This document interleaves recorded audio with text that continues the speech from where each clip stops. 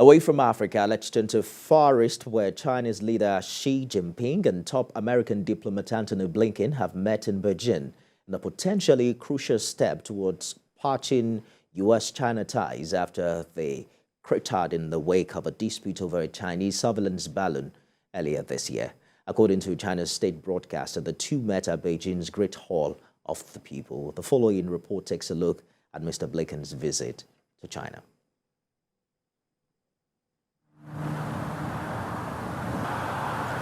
Antony Blinken is the first U.S. Secretary of State to visit Beijing in 5 years, and his talks with senior Chinese officials are seen as a key litmus test for whether some sort of policy can be forged at a time of lingering distrust. The visit follows several months of increased contact between top U.S. and Chinese officials abroad and by virtual meeting, amid concerns on both sides over the deterioration of relations over issues from Taiwan to semiconductors and human rights. The Secretary of State, who was originally set to visit Beijing in February until the discovery of an alleged Chinese spy balloon flying over the U.S., arrived on Sunday.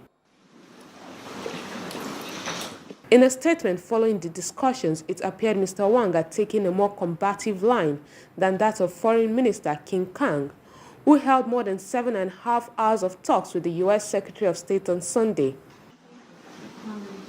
The Chinese Foreign Ministry said Mr. Wang had told Mr. Blinken that relations between the two countries were at a critical juncture and that he needed to make a dialogue or confrontation, cooperation or conflict. Mr. Wang blamed the U.S. for the problems between the two countries and stressed that Taiwan, a self-ruled democratic island that Beijing claims as its own, was its core interest and there was no room for compromise. Mr.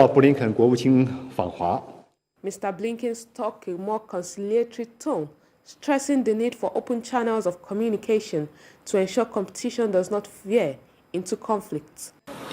The U.S. State Department described the talks as a candid, substantive, and constructive effort to maintain open channels of communication, as Antony Blinken invited Qin Gang to the U.S. on a follow-up trip to maintain high-level contact between the Chinese and American officials. The Chinese readout of the meeting was also largely positive and said both sides agreed to increase commercial flights between China and the U.S., as well as encourage more people-to-people exchanges through student, academic, and business groups.